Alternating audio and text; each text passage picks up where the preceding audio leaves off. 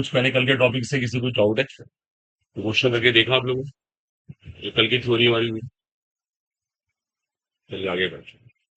आज का टॉपिक है प्रॉपर्टीज ऑफ अ सिस्टम। आज का हेडिंग है हमारा प्रॉपर्टीज ऑफ अ सिस्टम। आइए डिस्कस करना है कि सिस्टम में कौन कौन सी प्रॉपर्टीज हो सकती है। चलिए ध्यान दीजिएगा। प्रॉपर्टीज दो तरह की होती है। एक को बोलते हैं एक्सटेंसिव और एक को बोलते हैं इंटेंसिव। प्रॉपर्टीज दो तरह की होती है थर्मोडायनेमिक्स में। एक को कहते हैं एक्सटेंसिव, एक को बोलते हैं इंटेंसिव। देखिए एक्सटेंसिव प्रॉपर्टी किसको बोलते हैं, आप नोट मत करिएगा। जो एक्सटेंसिव प्रॉपर्टी होती है ना, वो अमाउंट डिपेंडेंट होती है। Amount dependent. अमाउंट का मतलब जानते हैं आप, मात्रा। आप मात्रा को बदलेंगे प्रॉपर्टी बदल जाएगी। उसे कहते हैं extensive property. Amount dependent.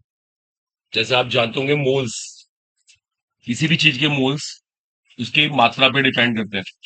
Moles क्या है, एक एक्सटेंसिव प्रॉपर्टी है।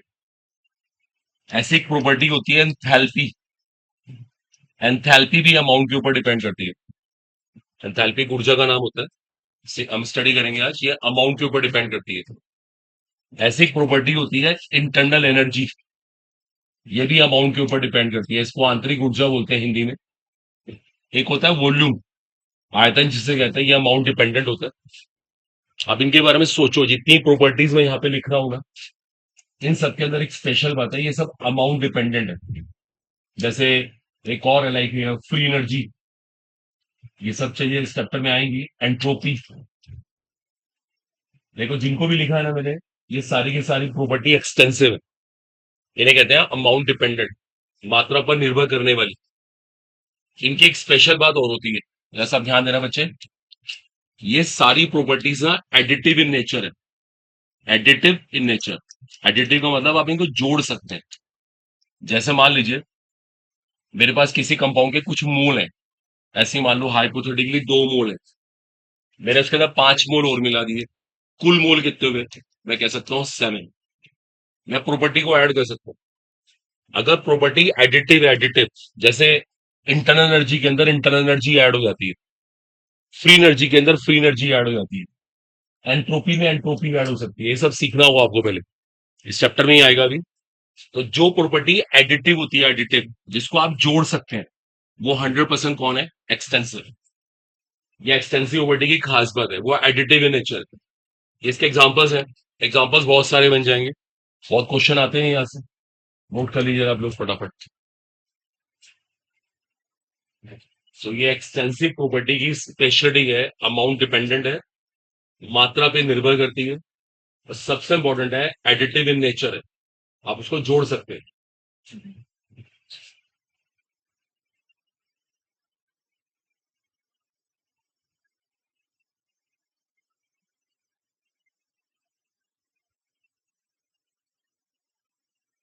वो बोलते हैं एक्सटेंसिव प्रॉपर्टीज।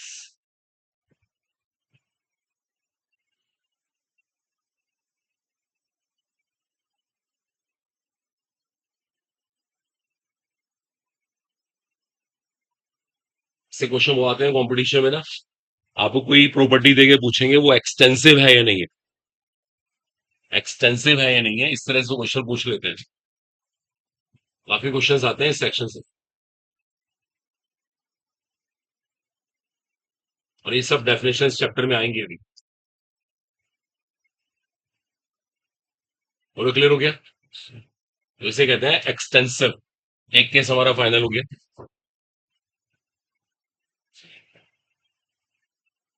ये सारी प्रॉपर्टीज एडिटिव है, सबसे इंपॉर्टेंट चीज ये है। और सबसे मेन बात है, अमाउंट डिपेंडेंट है, मात्रा के ऊपर निर्भर करती है। Amount dependent. चलिए अगले स्टेप पे है, नोट कर लिया। इसके बाद नेक्स्ट प्रॉपर्टी होती है, उसे कहते हैं इंटेंसिव प्रॉपर्टी। इंटेंसिव प्रॉपर्टी, देखो इंटेंसिव किसे कहते हैं, इंटेंसिव में क्या स्पेशल होता है? इंटेंसिव अमाउंट इंडिपेंडेंट होती है। आपको यहीं से याद करने में हेल्प मिल जाएगी। अमाउंट इंडिपेंडेंट, देखो ये मात्रा के ऊपर निर्भर नहीं करती है, ये नेचर के ऊपर डिपेंड करती है। इनकी खास बात है, ये नेचर डिपेंडेंट है। नेचर उसकी प्रकृति के ऊपर निर्भर करती है। देखो कुछ एग्जांपल देता हूं मैं आप, जब वो चीजें अमाउंट पे डिपेंड ही नहीं करेंगी, जैसे टेम्परेचर। टेम्परेचर कभी ना अमाउंट के ऊपर डिपेंड नहीं करता। मान लो मेरे पास, जैसे मान लो मेरे पास पानी है, उसका टेम्परेचर मान लेते हैं 20 डिग्री सेल्सियस है। अच्छा वो पानी थोड़ा या ले या ज्यादा ले, पानी की मात्रा को रूल नहीं है, उसका अमाउंट का को रूल नहीं है। टेम्परेचर इंटेंसिव प्रॉपर्टी, अभी लिखना नहीं है। एक प्रॉपर्टी होती है डेंसिटी, जिसे घनत्व कहते हैं। डेंसिटी की भी यही स्पेशलिटी है। फिर से एग्जांपल ले लेते हैं, लाइक वाटर की डेंसिटी 1 ग्राम पर ml है। तो उसमें अमाउंट मैटर नहीं करता कितना पानी लिया आपने, क्या पानी थोड़ा लें ज्यादा लें, एक ही डेंसिटी रहेगी। पीएच, पीएच कभी अमाउंट पे डिपेंड नहीं करती है। आप कभी सोच के देखना, जैसे हम ब्लड की बात करें, ब्लड की पीएच 7.2 होती है। चाहे ब्लड की एक ड्रॉप लें, चाहे 1 लीटर ले लें, पीएच एक ही आएगी।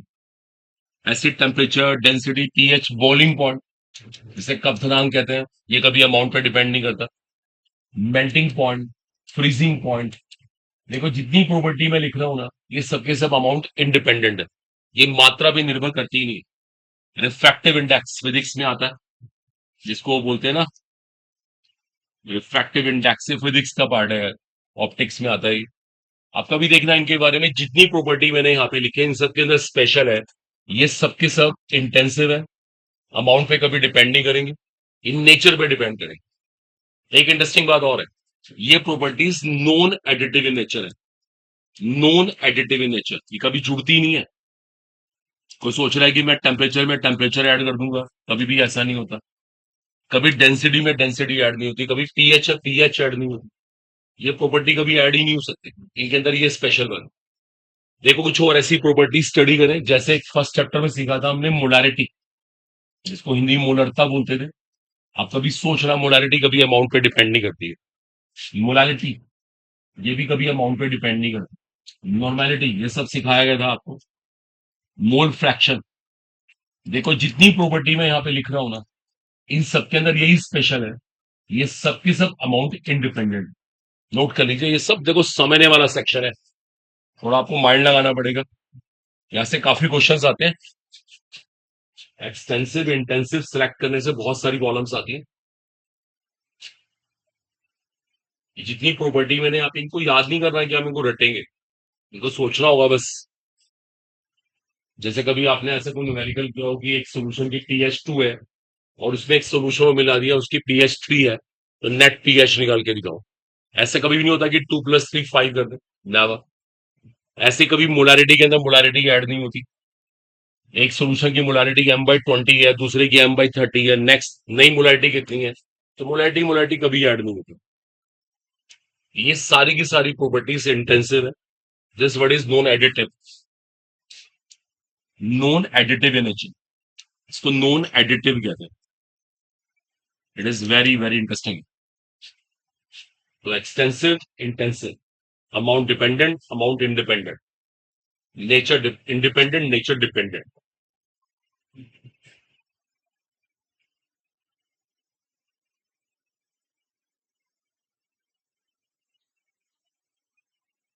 क्लियर हो गया? ठीक है, बस कर दें इसको फिर।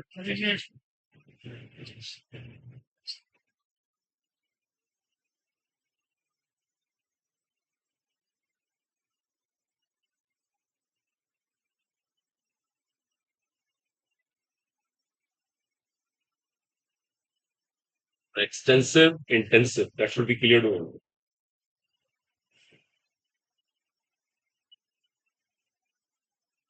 नेक्स्ट स्टेप पे आ रहे हैं, देखो इसके बाद हम अगला हेडिंग है, दैट इज टर्म्ड एज, ये फिनिश हो चुका। इसको पढ़ेगा thermodynamical functions. Next article is thermodynamical function, इसको हिंदी में कहते हैं उष्मागतीय फलन। थर्मोडायनेमिकल फंक्शंस, नोट कर लिए हेडिंग, थर्मोडायनेमिकल फंक्शंस। इस चैप्टर में ना बहुत सारे फंक्शन यूज करने पड़ते हैं,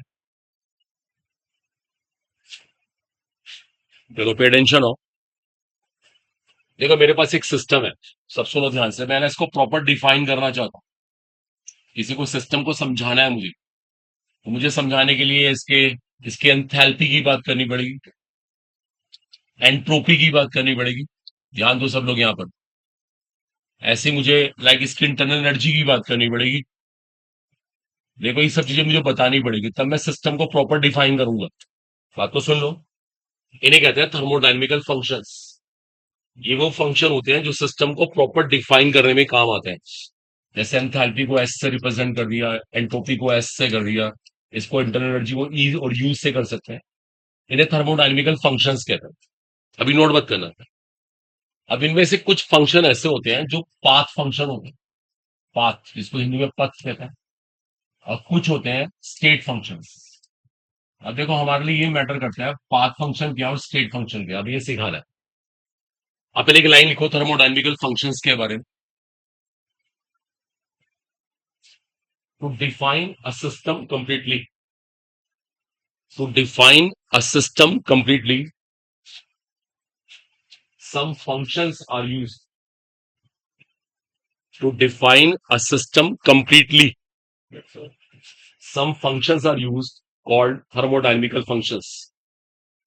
Some functions are used called thermodynamical functions to define a system completely. Some functions are used called thermodynamical functions. These are of two types. These are of two types. अब इनके type discuss करते हैं, ये important part है। These are of two types. चलिए अब शुरू करने जा रहे हैं। एक पाथ फंक्शन क्या होता है और स्टेट फंक्शन क्या होता है, ये सब अब कर दूं, इसकी तो कोई जरूरत नहीं है हमें। तो सब ध्यान दीजिएगा। देखिए पाथ फंक्शन किसे कहते हैं और स्टेट फंक्शन क्या होता है। देखो पाथ फंक्शन, पाथ को हिंदी में पथ कहते हैं, पथ। इसका मतलब पता क्या है, वो ना पाथ के ऊपर डिपेंड कर रहा है। यहाँ देखो सब लोग, पाथ के ऊपर डिपेंड। देखो मैंने ऐसे लिख दिया मैथ्स के अकॉर्डिंग। इसका मतलब ये हुआ आपने किस रास्ते को फॉलो की, उसमें रास्ता मैटर करेगा। पाथ फंक्शन का मतलब है उसमें रास्ता मैटर करेगा। देखो मैं आपको समझाता हूँ। जैसे मान लीजिए मेरे पास एक सिस्टम ए है, मैंने इसको बी में कन्वर्ट किया और फिर सी में कन्वर्ट किया। देखो ध्यान देना, एक तरीका तो है पहले ए से बी बनाओ, बी से सी बनाओ, और एक तरीका है सीधा ए से सी बना दो। ध्यान देना सब लोग, मैं दोनों केस का ना वर्क निकालता हूँ, वर्क कार्य। यहाँ का भी वर्क निकालता हूँ और यहाँ का भी। समझ रहे आप, दो तरह से मैंने बनाया ना ए से सी, एक डायरेक्ट तरीके से और एक इनडायरेक्ट तरीके से। एक बात सोच के बताओ, ये दोनों वर्क सेम आएंगे अलग अलग आएंगे? अलग अलग आएंगे, लेकिन वर्क पाथ पे डिपेंड करता है। देखो समझने की कोशिश करो, वर्क पाथ पे डिपेंड करता है आप किस रास्ते को फॉलो कर रहे हो। जैसे मान लेते हैं छोटा सा एग्जांपल, आपको सहारनपुर से दिल्ली जाना है, आपको दिल्ली जाना है, सब ध्यान देना। अब दिल्ली जाने के बहुत सारे तरीके हैं। ट्रेन सहारनपुर से जा रही है, वाया मेरठ भी जाती है, एक वाया शामली जाती है। दोनों के ना, दोनों के जो रेट होंगे, टिकट के रेट होंगे अलग अलग होंगे। गवर्नमेंट इसके पैसे कुछ और लेगी, इसके पैसे कुछ और लेगी। तो पता है कि पाथ अलग अलग है। मान लीजिए इसका डिस्टेंस ज्यादा हुआ, मान लो दिल्ली यहाँ से 170 किलोमीटर आ रहा है, यहाँ से वहां से 140 आ रहा है, नेचुरली ये सस्ता हो गया। हो सकता है ये 140 हो 170। तो पाथ का रोल है, पाथ जिसे रास्ता कहते हैं। आपने किस रास्ते को फॉलो किया था, रास्ते का रोल रहेगा। अब ध्यान दो, साफ दिख रहा है कि work path function, work path के ऊपर डिपेंड करता है। ऐसे एक फंक्शन और होता है, उसको हीट कहते हैं, हीट, उष्मा। ये दोनों ही पाथ फंक्शन है। देखो ध्यान दो, ये पाथ के ऊपर डिपेंड करते हैं, फिजिक्स के अंदर भी आता है, डिस्टेंस एंड डिस्प्लेसमेंट। ये पढ़ा हो आपने, यही चेक करना होता है उसके अंदर, यही चीज यहाँ पर है। देखो याद रखना सब लोग, ये दोनों पाथ फंक्शन है। अभी नोट मत करना। स्टेट फंक्शन की बात करें, ये क्या होते हैं ना, इनके अंदर क्या स्पेशल है, इनमें स्टेट मैटर करती है। देखो स्टेट का मतलब होता है अवस्था, इनमें अवस्था मैटर करती है। इनके अंदर पाथ का रोल नहीं है, ये स्टेट का फंक्शन है। ध्यान देना, देखो अवस्था का फलन, बट पाथ इंडिपेंडेंट। ये पाथ नहीं मैटर करता है इसके लिए। जैसे मान लीजिए आपने ए से सी ऐसे बनाया या ए से सी ऐसे बनाया, नो बॉलर, इसे पूछा इनकी एंथैल्पी कंपेयर करो। देखो एंथैल्पी की बात ऐसी है, एंथैल्पी ना पाथ पे डिपेंड नहीं करती। जो इनिशियल स्टेट यहां पर थी वो यहां है, जो फाइनल यहां थी वो यहां पर। देखो फैक्ट पता क्या है, अगर दोनों की मैं enthalpy delta H1 delta H2 मानू ना, दोनों की एंथैल्पी बराबर आएगी। बराबर आने का रीजन है, बराबर आने का रीजन है नो डाउट पाथ अलग अलग है, स्टेट तो वही है, स्टेट तो वही है, बनाया तो आपने इसे सी है। तो देखो दोबारा समझ लो, पाथ फंक्शन में पाथ का रोल है, स्टेट का रोल नहीं है, स्टेट का रोल नहीं है। देखो फिर से लिख दूं, path function the clear the function of path but independent of state, independent of state, ये इसका प्रॉपर स्टेटमेंट बनेगा। और स्टेट फंक्शन की खास बात क्या है, the function of state but independent of path, ये पाथ इंडिपेंडेंट। देखो दोनों की डेफिनेशन बता, और जो ये होता है ना एंथैल्पी, सेक्टर में भी बहुत चीजें आएंगी, internal energy, entropy, free energy, ये सब के सब स्टेट फंक्शन होते हैं। ये सब के सब स्टेट, इनमें मैटर करता है सिस्टम की स्टेट क्या है। क्लियर हुआ? जरा एक बार इतना सा लिखो आप लोग, पाथ फंक्शन स्टेट फंक्शन, पथफलन अवस्था फलन, हिंदी में बोलेंगे पथफलन अवस्था फलन। पाथ फंक्शन के बारे में लिखो, यहां से मेंशन कर ले, ऐसे साफ दिख रहा है कि फंक्शन ऑफ पाथ, उसके लिए रास्ता मैटर करेगा, किस रास्ते को आपने अडॉप्ट किया, बट इंडिपेंडेंट ऑफ स्टेट, अवस्था का रूल नहीं है इसमें, इंडिपेंडेंट ऑफ स्टेट। और ये स्टेट डिपेंडेंट है, but independent of path, but independent of path.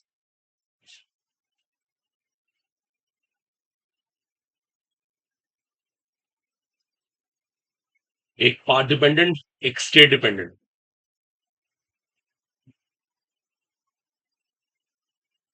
बोलो फाइनल हो गया? एक बहुत काम की बात है देखो आपके लिए, सभी नोट कर लिया उम्मीद है, बस एक लाइन में फाइनल करिए, बहुत इसको लेंदी नहीं लिखना। Path function state function, examples को हाईलाइट कर लीजिए, कौन कौन से पाथ फंक्शन है, कौन कौन से स्टेट फंक्शन। देखो एक और इंपॉर्टेंट चीज है आपके लिए, ये जितने भी स्टेट फंक्शन होते हैं, देखो इनके अंदर एक स्पेशल बात हो रहा है, अब कर दूं उसको मैं। देखो इनमें ना डेल्टा सिंबल लगाना पड़ता है, जितने भी स्टेट फंक्शन है देखो सबके आगे आपको ये सिंबल लगाना पड़ेगा, दैट्स वेरी इंपॉर्टेंट है डेल्टा। डेल्टा का मतलब साफ साफ डिफरेंस होता है, और डिफरेंस निकालने के लिए हम क्या करते हैं, फाइनल माइनस इनिशियल। देखो सब ध्यान देना, इसी से पता लग जाता है कि हमारे लिए इनिशियल और फाइनल स्टेज का रोल है। देखो कभी भी वर्क के आगे डेल्टा साइन नहीं लगता, कभी भी नहीं किसी बुक में लिखा मिल सकता, कभी हीट के आगे डेल्टा साइन नहीं लगाया जाता, अगर कोई लगा रहा है तो गलत कर रहा है, कभी भी नहीं। ना यहाँ कभी डेल्टा आता है, ना कभी यहाँ डेल्टा आता है, इनमें कभी डेल्टा नहीं आएगा। डेल्टा जहां भी आएगा इसका मतलब साफ साफ है, वहां पे इनिशियल और फाइनल से हमारा मतलब होगा, इनिशियल और फाइनल से हमारा मतलब होगा साफ साफ। तो डेल्टा लगाते हैं वहीं पर ही, that should be clear here, इसको भी आप हाईलाइट कर सकते हो। जितने भी स्टेट फंक्शन इनके अंदर ये स्पेशल बात, जितने भी स्टेट फंक्शन है सबके अंदर आपको डेल्टा सिंबल लगाना होगा। पाथ फंक्शन में किसी में डेल्टा सिंबल लगता ही नहीं, it is very very interesting है। तो ये एक खास बात है, that's very very crucial regarding state function. और बहुत सारी केमिस्ट्री यहाँ पे देखो, अभी बस आपके लिए इतना सफिशियंट है, अगर आपको इतना भी आ जाए ना, मोर देन सफिशियंट। चलो आपको पाथ फंक्शन स्टेट फंक्शन का डिफरेंस पता लग गया, ये क्लियर होना चाहिए, बहुत इंपॉर्टेंट था। अगला स्टेप है इसके बाद, अब अगला स्टेप ना देखो हमारा ना एक साइन कन्वेंशन है, चलो अभी बात करेंगे साइन कन्वेंशन की। पहले हम हीट के बारे में बात करते हैं, हीट जिसको उष्मा कहा जाता है, नोट कर लें, रिप्रेजेंटेड बाय क्यू। अब देखो हीट क्या है, सबको पता है, फॉर्म ऑफ एनर्जी है, एक ऊर्जा का रूप ही है और कुछ नहीं है, फॉर्म ऑफ एनर्जी। और एक बात बहुत इंटरेस्टिंग, अभी कोई लिखेगा नहीं, चलो पहले सुन लो, किसी को पता है हीट कहां से कहां फ्लो करती है, हीट कहां से कहां फ्लो करती है, flows from higher temperature to lower temperature, उच्च ताप से निम्न ताप की तरफ हमेशा हीट फ्लो करेगी। देखो हीट के बारे में ये स्पेशल अभी एक साथ लिख लेंगे, जैसे इस टाइम देखो बहुत गर्मी हो रही है इस रूम में, तो उसके पीछे रीजन है हमारे एनवायरमेंट में बहुत ज्यादा टेम्परेचर, हमारा बॉडी का टेम्परेचर कम है, इसलिए हायर से लोअर टेम्परेचर हीट ट्रांसफर होगी। तो दैट इज इंटरेस्टिंग है, अभी किसी को लिखना नहीं होगा। देखो एक बात बड़ी इंपॉर्टेंट होगी, अब यहाँ पे ना एक साइन कन्वेंशन चलेगा, साइन कन्वेंशन। अब यहाँ सुन ले ध्यान, सब चैप्टर देखो यहीं से स्टार्ट होता है एक्चुअल में। देखो अब यहाँ पे ना हीट को कभी तो हम प्लस लेंगे, कभी माइनस लेंगे, ये न्यूमेरिकल को पढ़ के हमें जज करना होगा, प्लस लें या माइनस लें। देखो उसको सीखो, प्लस माइनस कब लेते हैं, प्लस तब लेंगे when surrounding gives heat to the system. देखो अब न्यूमेरिकल स्टार्ट होने वाले हैं, तो इसलिए ना इनको समझना बहुत जरूरी है। अगर एक का भी साइन उल्टा हो गया तो नेचुरल सी बात है क्वेश्चन हो जाएगी। अगर सिस्टम से सराउंडिंग को, उल्टा बोल दिया मैंने, अगर सराउंडिंग से सिस्टम को हीट मिलती है, सराउंडिंग से सिस्टम को हीट मिल रही है, सराउंडिंग सिस्टम को हीट दे रहा है, तो हीट का साइन प्लस आएगा। एक उल्टा केस है, माइनस साइन तब आएगा when system gives heat to the surrounding. देखो हम भी सिस्टम में ही आते हैं, जैसे सिस्टम बहुत गर्मी हो रही है तो सराउंडिंग से हीट मिल रही है हमें, सराउंडिंग से हीट मिल रही है, तो हीट का साइन कैसा लेंगे बताओ? पॉजिटिव। जब बहुत सर्दी होती है तो उल्टा होता है, हमारी बॉडी में से हीट निकलती है, सिस्टम से हीट निकलती है, साइन कैसा लेते हैं? नेगेटिव। नोट कर लीजिए इसको, इसको साइन कन्वेंशन कहते हैं। जितने भी न्यूमेरिकल्स आएंगे सब में इसका रोल रहेगा। कभी हीट का साइन प्लस लेते हैं, कभी माइनस लेते हैं, डिपेंड करता है न्यूमेरिकल के सिचुएशन के ऊपर। जब सराउंडिंग सिस्टम को हीट देगा तो हीट का साइन ऑटोमेटिकली प्लस, और सिस्टम हीट देगा तो हीट का साइन नेचुरली माइनस। तो साइन कन्वेंशन बोलेंगे, फिजिक्स वाले भी यही फॉलो करते हैं, बिल्कुल same sign convention. Well known है, हीट का एक फॉर्म ऑफ एनर्जी है, ऊर्जा का एक रूप ही है, और हीट हमेशा फ्लो करती है higher temperature to lower temperature. अगर हम स्पॉन्टेनियस प्रोसेस की बात करें तो बात नहीं करनी किसी को भी।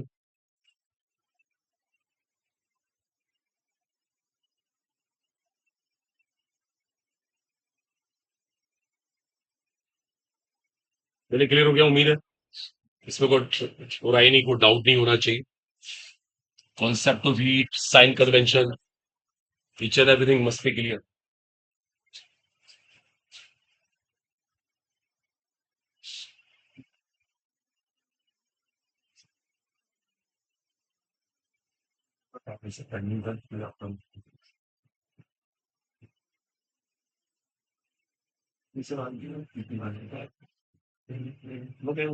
हाँ अमाउंट की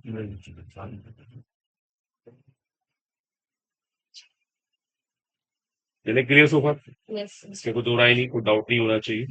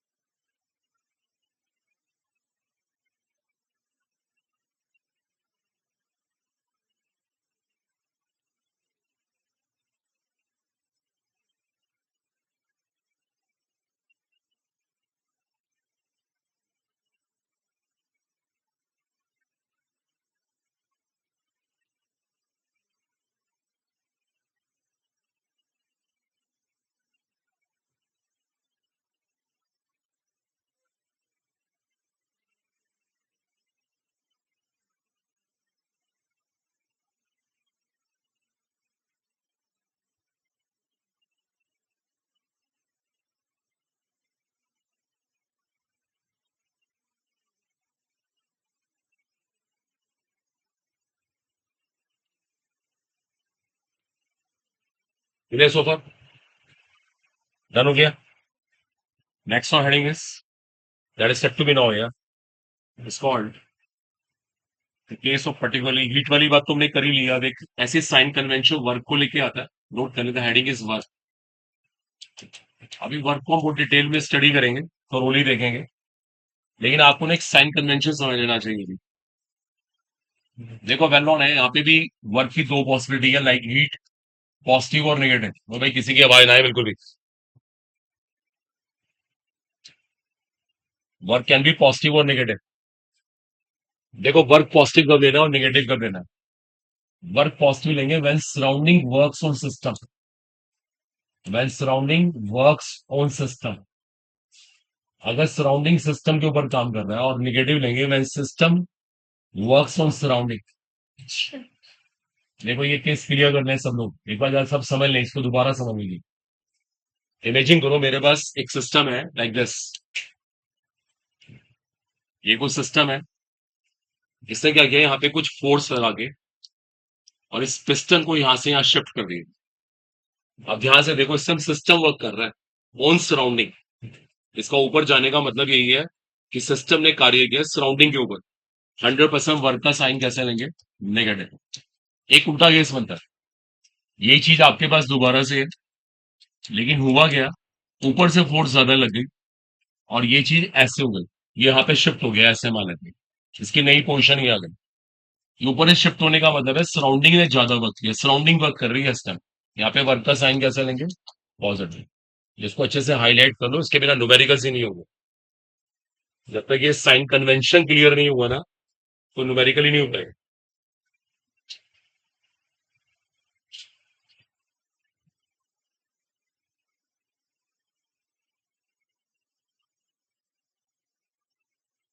ठीक है स्टूडेंट्स, तो इसमें कोई डाउट ना हो कि हीट का वर्क का साइन प्लस और माइनस कब लेते हैं। फिजिक्स में ये साइन कन्वेंशन उल्टा होगा। फिजिक्स में वर्क का साइन कन्वेंशन उल्टा है, जिसको माइनस करें हम प्लस कहते हैं, जिसको प्लस कह रहे हैं माइनस कहते हैं, उल्टा होता है। हीट का साइन कन्वेंशन हुई है।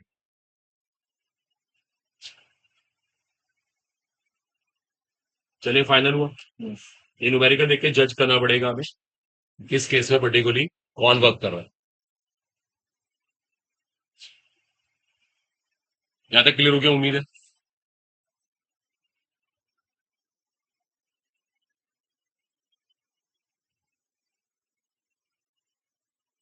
अगले स्टेप पे देखो, इसके बाद आते हैं, अब करें। When surrounding works on system, the work is positive. When system works on surrounding, work is negative. दो साइन कन्वेंशन प्लस माइनस देना पड़ेगा कार्य में। इसके बाद नेक्स्ट हेडिंग आता है, इसको बोलते हैं इंटरनल एनर्जी। इसका नाम होता है आंतरिक ऊर्जा। इसको रिप्रेजेंट ई से भी करते हैं और यू से भी कर सकते हैं, दोनों इसके प्रेजेंटेशन। हिंदी नाम होता है इसका आंतरिक ऊर्जा। देखो अब इंटरनल एनर्जी क्या होती है, जरा सब बात बात में नोट करना, देखो थोड़ा सा यहाँ पे चीजों को रिवाइज करना। देखो मैं इसके लिए एक मैथ्स फॉलो करूंगा, आपको इसी से पता लग जाएगा। देखो इंटरनल एनर्जी इन सबका फंक्शन होती है, इन सबका फंक्शन। जरा मीनिंग समझना। एन तो यहाँ पे मोल्स है, मोल्स। इससे मेरे को साफ साफ पता लग जाता है कि इंटरनल एनर्जी क्या है, आंतरिक ऊर्जा क्या है। Is an extensive property. ये क्या है? एक एक्सटेंसिव प्रॉपर्टी, अमाउंट डिपेंडेंट। इसका फंक्शन होने का मतलब साफ साफ यही था। पता है वी का फंक्शन होने का मतलब क्या है? वॉल्यूम। और टी का मतलब यहाँ पे टेम्परेचर। देखो आप मीनिंग समझना, वॉल्यूम का फंक्शन होने का मतलब ये है। अब देखो मैं थोड़ा पॉइंट पे आ रहा हूँ, एक आसान से डेफिनेशन बताऊंगा जो कभी आपने 11th 12th में की होगी। ये ना हर तरह की काइनेटिक एनर्जी और पोटेंशियल एनर्जी का सम होता है। देखो आप ध्यान से, हमने क्या करा, सारी की सारी काइनेटिक एनर्जी और पोटेंशियल एनर्जी को जोड़ दिया। ये होती है गतिज ऊर्जा। जितनी भी गति हो सकती है ना, सारी की सारी काइनेटिक एनर्जी इसमें आती है। देखो अभी समझाते हैं एक मिनट। जैसे एक होता है रोटेशनल मोशन, एक होता है वाइब्रेशनल मोशन, एक होता है ट्रांसलेटरी मोशन। देखो अगर आप ध्यान से देखें ना, इसका फिजिक्स लगाई जा रही है। हर तरह के मोशन को हमने कंसिडर किया, हर तरह के गति को हमने कंसिडर किया है। चाहे वो घूर्णन गति है या फिर लाइक वाइब्रेशनल है, एक्सेट्रा एक्सेट्रा। पोटेंशियल में हम लोग इलेक्ट्रोस्टैटिक फोर्स भी ले रहे हैं, जो प्लस माइनस के बीच में हो रहा है।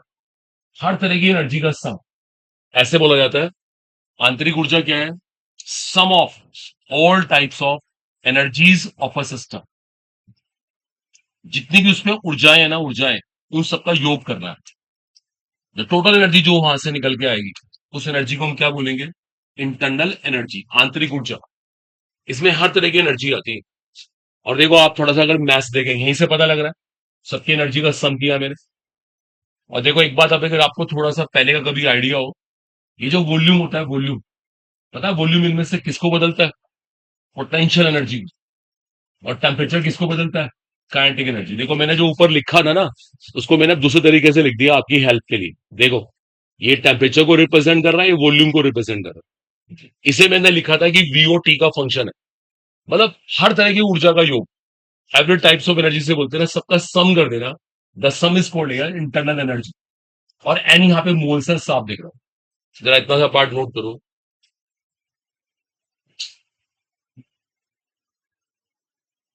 ये हर तरह की एनर्जी का योग है ध्यान रखना। Sum of all types of energies of a system, इसे कहते हैं sum of all types of energies of a system. Sum of all types of energies of a system, हर तरह की ऊर्जा का योग करना पड़ता है। That is interesting. और इस बात को मैंने मैथमेटिकली ऐसे कह दिया था शुरू में ही, सबसे मेन बात ये थी। Sum of all types of energies of a system, हर प्रकार की ऊर्जा का योग करना पड़ेगा, सारी एनर्जी आती है इसके लिए।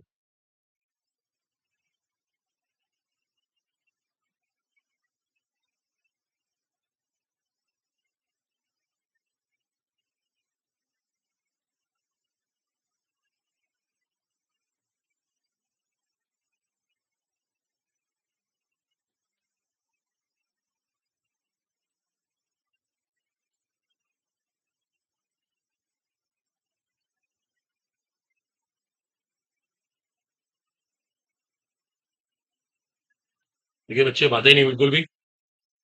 आपको हर तरह की एनर्जी का टोटल करना पड़ेगा, योग करना पड़ेगा। बोलो यहां तक हो गया? सबने कॉपी किया? तो अगले स्टेप पे आते हैं, देखो इसके मेरा ध्यान दीजिएगा। बताऊं इसको मैं? आप कभी अपने नोट्स देखना, आपको ये डेफिनेशन लिखवाई जाएगी 11th 12th में ना, आपने कभी ये की होगी। अब देखो मैं इसको हटा रहा हूँ। देखो मैं दोबारा से इसको वैसे ही लिख रहा हूँ, फिर से मैथ्स के अकॉर्डिंग। तरीका वही है, E is a function of n V and T. बात वही है, देखो। ठीक है। अब हम एक काम करते हैं, देखो यहाँ पे एन को 1 मान लेते हैं। अगर हमने एन को 1 मान लिया तो सीधी सी बात है, ये किस किस का फंक्शन हो गया? V and T, volume and temperature. ठीक है, बात एक ही हुई। अब देखो थोड़ा मैं इसको ना एक मैथ्स की फॉर्म में लिख दूंगा ना, ध्यान देना सब लोग, लिखना बंद कर देना। देखो पहले मैं क्या करूंगा, वॉल्यूम में चेंज करूंगा, आयतन में परिवर्तन करूंगा, और चेक करूंगा इसमें क्या चेंज आया। टेम्परेचर कांस्टेंट रहेगी। देखो मैं लिख के दिखा रहा हूँ। चेंज इन इंटरनल एनर्जी, जिसको डेल ई कहते हैं, विथ चेंज इन वॉल्यूम। देखो मैथ समझ लो आप, ऊपर भी इंटरनल एनर्जी में चेंज है, नीचे भी वॉल्यूम में चेंज है, but at when, eight constant temperature. देखो ये लिखना सीख ले कैसे लिखते हैं। ऊपर का मतलब है, डेली का मतलब है change in internal energy with change in volume at constant temperature. Similarly, change in internal energy with change in temperature at constant volume. देखो मैंने ऐसे लिख दिया, this some is called overall change in internal energy. देखो इसको ऐसे लिख दिया मैंने। अभी को लिखेगा नहीं, बिल्कुल भी बात ना करे पीछे को student. That must be final. अब एक बहुत इंपॉर्टेंट पॉइंट है, देखो आपको थोड़ा सा एक बात की नॉलेज हो। अगर आपके पास को आइडियल गैस है, इसको हिंदी में आदर्श गैस कहते हैं। देखो इस गैस के अंदर एक खास बात होती है, चाहे इसके मोलिक्यूल पास आए चाहे दूर आए, इससे कोई फर्क नहीं पड़ता, क्योंकि इसमें कोई अट्रैक्शन रिपल्शन तो होता नहीं, चाहे ये पास आए चाहे दूर आए। इसका मतलब ये हुआ, इसके अंदर क्या नहीं आएगा, इसके अंदर वॉल्यूम का रोल नहीं होगा। दोबारा सुन लो भाई, इसके मोलिक्यूल पास आ गए कोई फर्क नहीं पड़ता, दूर चले जाए तो भी फर्क नहीं पड़ता। उसके पीछे रीजन है, इसके मोलिक्यूल्स में अट्रैक्शन रिपल्शन तो होता ही नहीं, कोई आकर्षण प्रतिकर्षण तो है ही नहीं। तो वहां पर ना अगर आइडियल गैस आ गई, ये फैक्टर गायब हो जाएगा। देखो मैं इसको डिफरेंट पेन से दिखा दूं, ये फैक्टर ही गायब हो जाएगा, वहां पे हम ये नहीं लिखेंगे, आउट हो जाएगा ये, क्योंकि इस टाइम वॉल्यूम को बदलने से कुछ नहीं फर्क पड़ने वाला। हम इसको ऐसे लिखेंगे, del E is equal to what है। देखो इसको ऐसे लिखना पड़ेगा, अगर हमारे पास गैस कैसी है, आइडियल, आदर्श। आदर्श, एक बात और सुन लेना, अगर आइडियल गैस हुई, देखो मैं यहाँ पे एक चेंज कर देता हूँ। अब मैं यहाँ से किसे गायब कर दूं, बताओ क्या गायब करें, बताओ इसमें से? वॉल्यूम। वॉल्यूम गायब हो गया, वॉल्यूम का कोई रोल नहीं है, क्योंकि इसके मॉलिक्यूल्स में अट्रैक्शन रिपल्शन हो ही नहीं रहा। देखो ये आपके लिए बहुत काम का रिजल्ट है। अगर गैस आइडियल है तो ये वाला रिजल्ट है, और गैस रियल है तो ये वाला रिजल्ट। और दोनों में हम एक मोल के लिए काम कर रहे हैं, इसमें कोई दो राय नहीं। चलो आराम से कॉपी, बहुत इंपॉर्टेंट एस्पेक्ट है ये।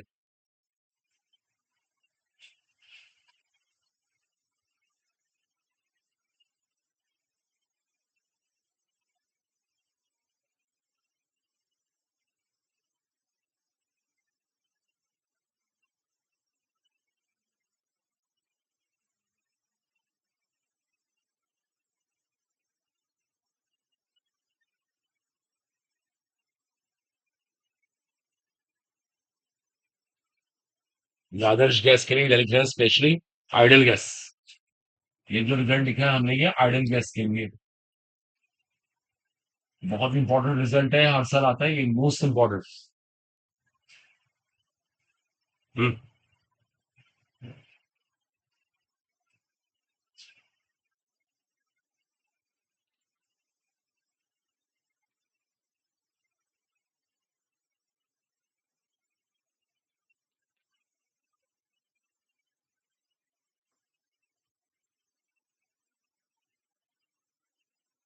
चलो गया। तो ऑब्वियसली क्लियर कि इंटरनल एनर्जी क्या होती है, आंतरिक ऊर्जा क्या होती है, किस किस का फंक्शन होती है। सबसे मेन बात है कि आइडियल गैस के लिए किसका फंक्शन है, और उसके पीछे रीजन है क्योंकि उसके मोलिक्यूल्स को पास या दूर आने से फर्क नहीं पड़ता। उसके मोलिक्यूल चाहे पास आए चाहे दूर आए उससे कोई फर्क नहीं पड़ता। It's interesting for you. ठीक है, सेटिस्फाइड, क्लियर हो गया।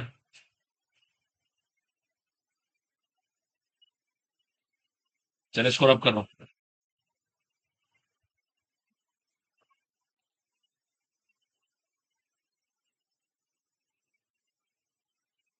ओके नेक्स्ट पॉइंट, चलो मैं ही लिख देता हूँ। प्रॉपर्टीज कहते हैं हम इसको। ये हम इंटरनल एनर्जी की प्रॉपर्टीज की बात कर रहे हैं, आंतरिक ऊर्जा की प्रॉपर्टीज की बात कर रहे हैं। दो प्रॉपर्टी बड़ी इंपॉर्टेंट है, एक तो ये वेल नोन है स्टेट फंक्शन है, स्टेट फंक्शन है। दूसरी एक बात है एक्सटेंसिव प्रॉपर्टी, एक्सटेंसिव प्रॉपर्टी है अमाउंट डिपेंडेंट। और एक बात और इंपॉर्टेंट है, अगर हमने साइक्लिक प्रोसेस के लिए काम किया, साइक्लिक हमने कल सिखाया था, साइक्लिक प्रोसेस क्या है, the value of delta E, इसकी डेल्टा ई की वैल्यू कितनी होगी बता सकते हो? क्योंकि जहां से आप चले वहीं आ गए। साइक्लिक का मतलब होता है जहां चले वहीं आ गए, जो इनिशियल स्टेज वही फाइनल स्टेज, तो डिफरेंस कितना आ गया, जीरो। ये बड़ा इंपॉर्टेंट रिजल्ट है, इसको भी नोट करें। अगर प्रोसेस साइक्लिक होता है, चक्रीय प्रक्रम होता है, तो डेल्टा ई की वैल्यू जीरो। ये सबको क्लियर होना चाहिए। ये भी मैंने फाइनल कर लिया। देखा ना अपनी कल वाली बुक किसी के पास थी, एमसीक्यू के लिए। नोट करो उसको, आप पढ़ो एक बार, इसको पढ़ो जो मैंने कराया अभी। तो क्वेश्चन देख लेते हैं यहाँ से, करा लेते हैं एक बार, रीडिंग करने सब जितना कराया मैंने अभी आपको।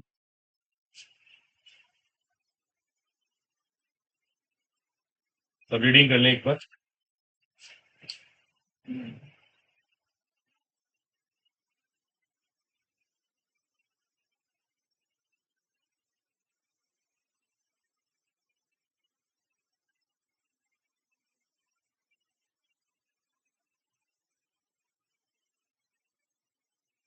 तो पढ़ के देखें, बात ना करें बिल्कुल भी।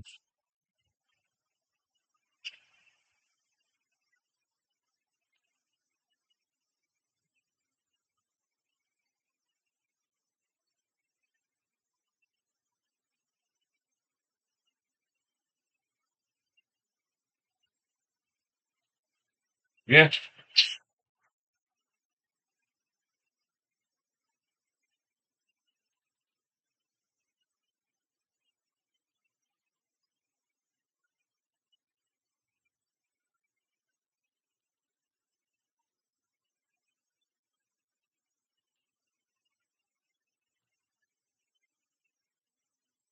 वैसे एनसीईआरटी के था ना, एनसीईआरटी किसी की बस वो भी दिखा दीजिए।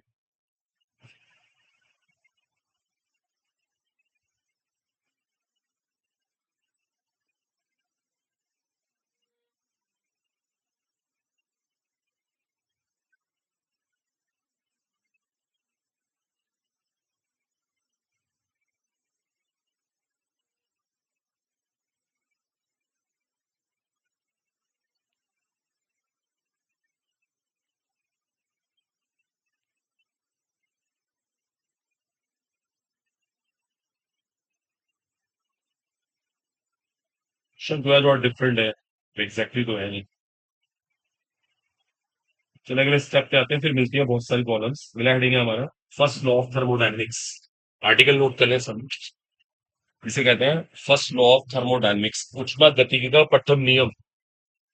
First law of thermodynamics, note कर लीजिए हेडिंग यही, फर्स्ट लॉ ऑफ थर्मोडायनेमिक्स, ऊष्मा गतिकी का प्रथम नियम। अब देखो आपको सिखाते हैं इसका प्रथम नियम क्या होता है, जरा ध्यान देना। बेटा फर्स्ट लो, आपने कभी सुना होगा, ये ना बेस्ड है on the conservation of energy. ये ऊर्जा संरक्षण के ऊपर आधारित है। It is based upon conservation of energy. बात ना करिए, ये ऊर्जा संरक्षण के ऊपर आधारित है। देखो इसका मीनिंग सब अलग है। मेरे पास एक सिस्टम है, ये मैंने क्या करा, इसको ना क्यू एनर्जी दी। सुना ध्यान से, क्यू एनर्जी दी मैंने इसको, चाहे हीट की फॉर्म में दी। ये ना डब्लू वर्क करेगा, डब्लू, ये सर डब्लू वर्क कर दिया। लेकिन कुछ एनर्जी ऐसी होगी जो उसके अंदर स्टोर रहेगी, वो बाहर नहीं निकलेगी, वो वर्क में कन्वर्ट नहीं होगी। उसे कहते हैं चेंज इन इंटरनल एनर्जी। आ रही है बस, दोबारा देखो। ये एक सिस्टम है, आपने सिस्टम को क्यू एनर्जी दी, क्यू, सिस्टम ने वर्क किया, सिस्टम ने कार्य किया, डब्लू वर्क कर दिया उसने। तो मैं कहना चाहता हूं, कुछ एनर्जी इसके अंदर रह भी गई, स्टोर हो गई। किस फॉर्म में? इंटरनल एनर्जी की फॉर्म में। जैसे एक मिनट, ये चीजें अप्लाई अप्लाई कर सकते हैं। हम भी एक सिस्टम नहीं आते, जैसे हम डेली खाना खाते हैं, पता खाना खाने से हमें क्यू एनर्जी मिलती है। हमें क्यू एनर्जी मिलके हम वर्क भी करते हैं, कार्य भी करते हैं, डब्लू हमने वर्क किया। लेकिन जितनी एनर्जी मिलती है उतना वर्क हम कभी नहीं करते। ये हमारी बॉडी की नेचर है। कुछ एनर्जी हमारे अंदर ना इकट्ठी जाती है हमारी इंटरनल एनर्जी की फॉर्म में, आंतरिक ऊर्जा की फॉर्म में। अभी देखा, कभी कभी हम सारा दिन खाना भी ना खाए तब भी काम कर लेते हैं, क्योंकि हमारे अंदर पहले से इंटरनल एनर्जी होती है। देखो जो ये मैंने लिखा है ना, ये जो एक्सप्रेशन लिखा है, इसे कहते हैं equation of first law.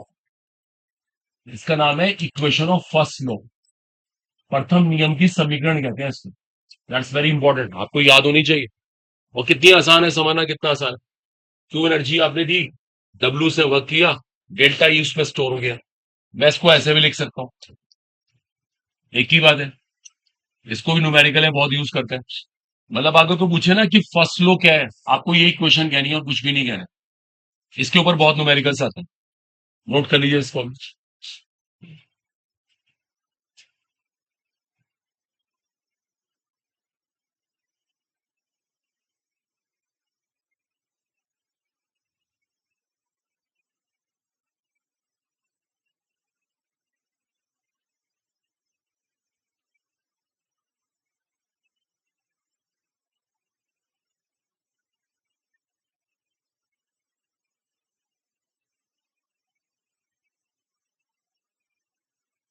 Delta is equal to Q minus W. State हमारे पास इक्वेशन आ गई, इसी को बोलते हैं इक्वेशन ऑफ फर्स्ट लॉ। बहुत क्वेश्चन आते हैं इसके ऊपर, मोस्ट मोस्ट इंपॉर्टेंट है।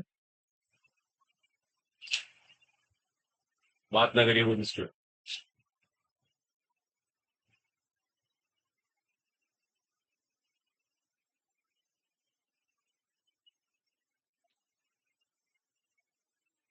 ठीक है, क्लियर हो गया उम्मीद है, उस पर डाउट ना हो।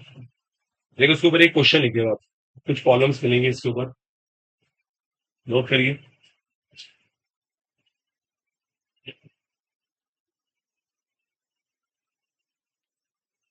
तो एक क्वेश्चन लिखे हैं सब लोग।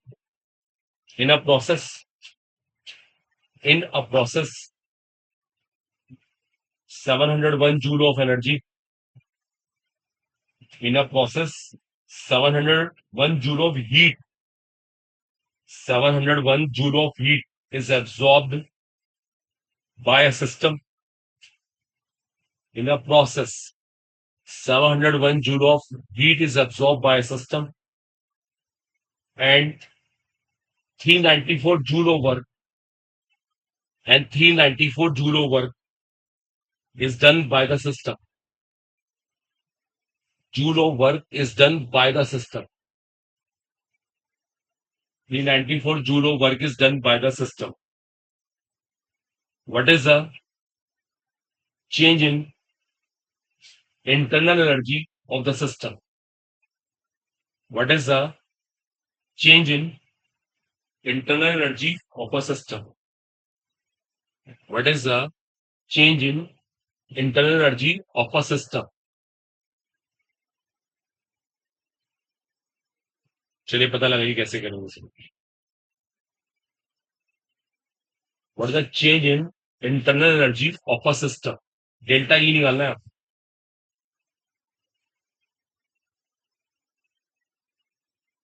करिए इस क्वेश्चन को फटाफट, और आप कर सकते हैं।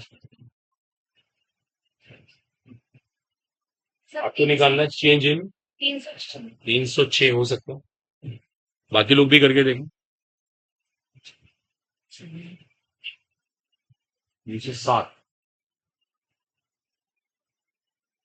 और देखिए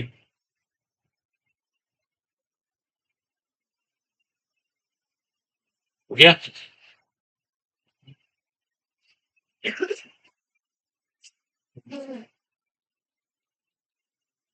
देखिए सुन गया, देखिए क्वेश्चन को ना पढ़ के ना पहले इनके साइन सोचेंगे हम। रीडिंग करो स्टार्टिंग से, पढ़ के देखो अपने मन में क्या हुआ, सिस्टम ने क्या करा, कितनी हीट ली, 701 जूल ऑफ हीट। देखो सुनो, सराउंडिंग ने सिस्टम को हीट दी, तो आप हीट का साइन कैसा लेंगे, प्लस में लेंगे, पॉजिटिव लेंगे, अभी मैंने आपको लिखवाया था। अच्छा वर्क कौन कर रहा है, सिस्टम, तो वर्क कैसा आएगा, नेगेटिव। कितना है, कितना है, 394। सिस्टम ने इतना वर्क किया, वर्क का साइन कैसा आएगा, नेगेटिव। बोलो is it clear, system is working. देखो एक बात अभी और सुनना, अभी एक बात और सुनना, रुक जाना पहले 1 मिनट, सब अटेंशन पे करना। अभी हमने फर्स्ट लॉ स्टडी किया, हमारी फर्स्ट लॉ की बेसिक इक्वेशन ऐसे बन रही थी, ये हमारी इक्वेशन आ गई, ठीक है, अभी मैंने लिखा भी था। देखो जो ये वाली इक्वेशन है ना, सुनना पहले ध्यान से, इसको ना फिजिक्स वाले फॉलो करते हैं, फिजिक्स। क्योंकि फिजिक्स में क्या होता है, वर्क का साइन कन्वेंशन होता है। अगर आप जैसे केमिस्ट्री एग्जाम देने जा रहे हैं, तो अभी केमिस्ट्री क्लास होती है, तो आप ध्यान रखना, हमें क्या करना पड़ता है, इस इक्वेशन में चेंज करना पड़ता है, वर्क को पॉजिटिव लेना पड़ता है। देखो सुन लो, अगर यही फिजिक्स क्लास चल रही होती है तो फिजिक्स के टीचर आपको ये बताते, मैंने भी यही बताया था, लेकिन हमारा वर्क का सिस्टम उल्टा है फिजिक्स से, तो हम केमिस्ट्री के लिए ये वाली इक्वेशन लगाएंगे। अब इसको आगे से आप ये याद रखना, जब भी केमिस्ट्री एग्जाम है, delta E is to Q plus W, इसको लगाना पड़ेगा। अब देखो मैं इस क्वेश्चन को इसी वाले फॉर्मूले से करूंगा, इससे नहीं करूंगा तो फिजिक्स वाली इक्वेशन, तो इसमें चिटिंग नहीं है, आप कभी भी देख लेना, कभी को बुक पढ़ के देखना, आपको डिफरेंस खुद फील होगा। अब देखो मैं सारी वैल्यू रखता हूँ, ये प्लस में 701 है, ये वैल्यू नेचुरल सी बात है, -394, दैट्स अ -394।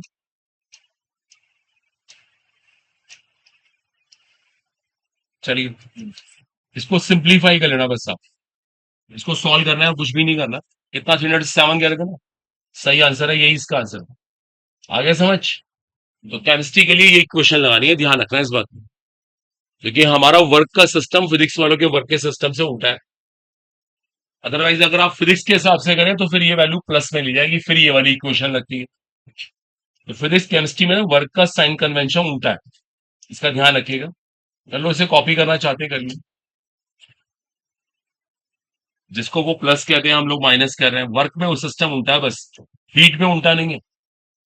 तो आगे से केमिस्ट्री के लिए ये वाली इक्वेशन लगा लो, और कोई फिजिक्स की अप्रोच से करना चाहते हैं फिजिक्स से कर ले, कोई कॉम्पिटिशन वर्क तो पड़ता नहीं, बस फिर ध्यान रखना फिर ये वर्क प्लस में लेना पड़ेगा, आंसर वही आएगा। ये छोटा न्यूमेरिकल हमारा सॉल्व हो गया। ऐसे बहुत सारे क्वेश्चन बनते हैं, तो एक क्वेश्चन और नोट करो इस तरह का ना, देखो एक कॉलम और ट्राई करते हैं इस तरह की।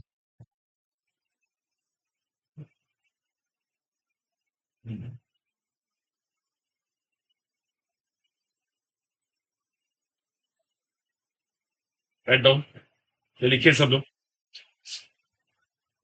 The correct option, the correct option for the free expansion, इसमें आप फंस सकते हैं रुक जॉब में, आपको ना फ्री एक्सपेंशन की नॉलेज नहीं है, वर्क निकालना भी अच्छे से आता नहीं, रुक जाओ इस क्वेश्चन को मत करो।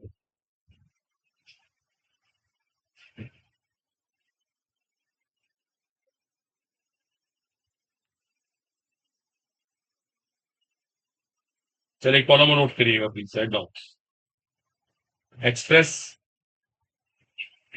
The change in internal energy of a system, express the change in internal energy of a system, express a change in internal energy of a system when no work is done on the system when no work is done on the system,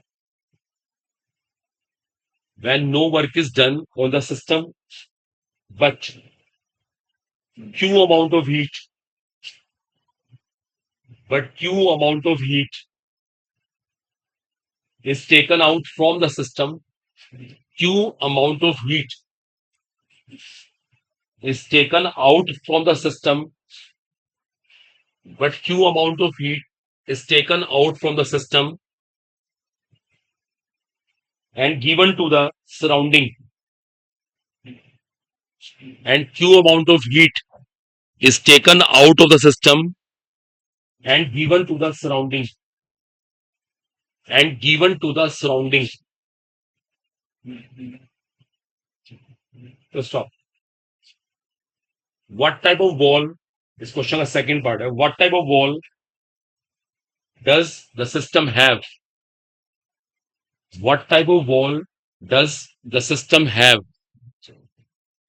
What type of wall does the system have? Have HAV. देखो दो part है इस question के, देखो दोबारा बता देता हूँ एक बार, पहले सुन लो, कुछ वर्ड किसी का मिस हो रहा है ठीक कर लेना. Express a change in internal energy of a system when no work is done on the system, but Q amount of heat is taken out from the system and given to the surroundings. What type of wall does the system have? अब ये कोई numerical नहीं है, इसमें आपको क्या करना है, इंटरनल एनर्जी को बस उसको एक्सप्रेस करना है, कुछ नहीं करना. पढ़ के देखो पहले, कुछ नहीं, वो रीडिंग करो, आपको समझ आएगा अपने. पढ़ के देखो क्या चीज गिवन है, क्या गिवन नहीं है, ऐसे सोच के देखो, रीडिंग करो.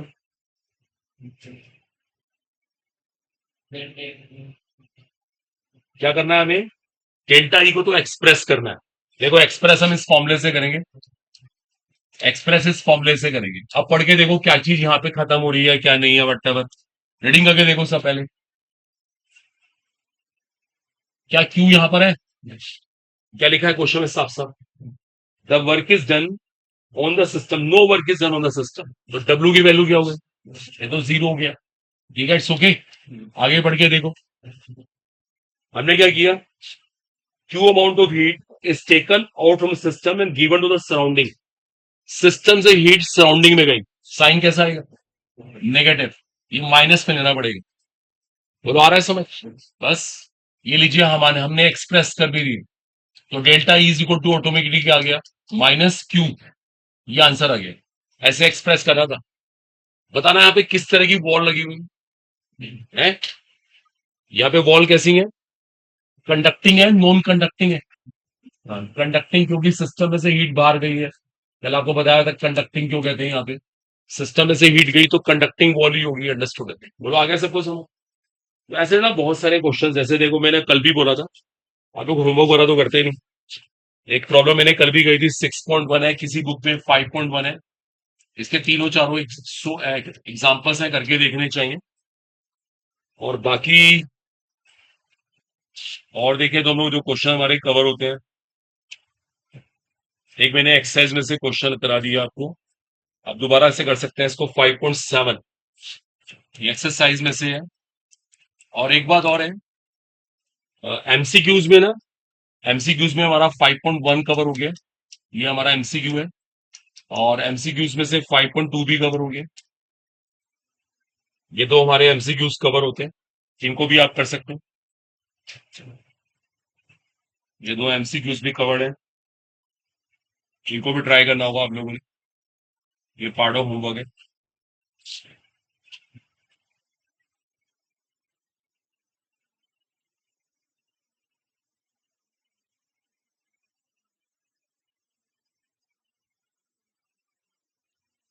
पहले डिस्कशन पूरा हुआ हमारा. अब देखिए हमें स्पेशली वर्क के बारे में पढ़ना होगा कि वर्क कैसे कैलकुलेट करते हैं, इसके ऊपर डिस्कशन है. देखिए हमारा हेडिंग है इसके बाद पर्टिकुलरली वर्क, और वर्क को निकालना सीखना है, थर्मोडायनेमिक्स में कैसे निकालते हैं. और वर्क के ऊपर लेक्चर करते हैं कि वर्क कैसे निकलता है, कार्य कैसे निकलता है.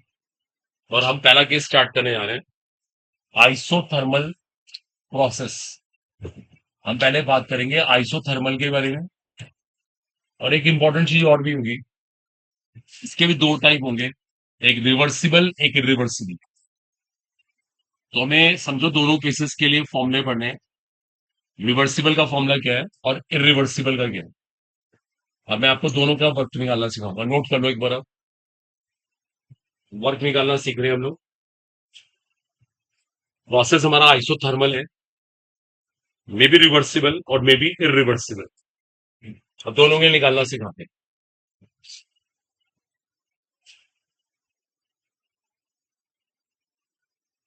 मेरे स्टार्ट, देखिए ध्यान दीजिएगा।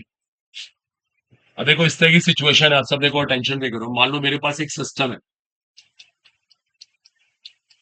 और एक सिस्टम क्या करता है, इस पिस्टन पे को वर्क करके ना, इस पिस्टन को समझो यहां से यहां शिफ्ट कर देता है। ये जो डिस्प्लेसमेंट हुआ, इसको डेल्टा एल मान ले। जो ये विस्थापन हुआ ना इसका, डेल्टा एल। अब हमारा क्वेश्चन है इसका वर्क निकाल। देखो वर्क निकालना सीखा दो। देखो वर्क का जो फॉर्मूला फिजिक्स में आया हुआ है, फोर्स इंटू डिस्प्लेसमेंट, बल इंटू विस्थापन। ये वेल नोन है, फिजिक्स का फॉर्मूला होता है फोर्स इंटू डिस्प्लेसमेंट। अब देखो यही अप्रोच हम केमिस्ट्री वाले लेके चलते हैं। फोर्स को भी एफ ही रख रहे हैं, डिस्प्लेसमेंट यहाँ पे कितना हुआ है, डेल्टा एल। डेल्टा एल, जो हमारा पिस्टन है ना, वो डेल्टा एल शिफ्ट हो गया। अब हम सबको पता है कि pressure equals to force upon area होता है। तो हमने फोर्स को यहां से हटा दिया, प्रेशर इंटू एरिया से। प्रेशर इंटू एरिया से, देखो हम यहां तक आ गए। इसको हम कहते हैं डेल्टा वी।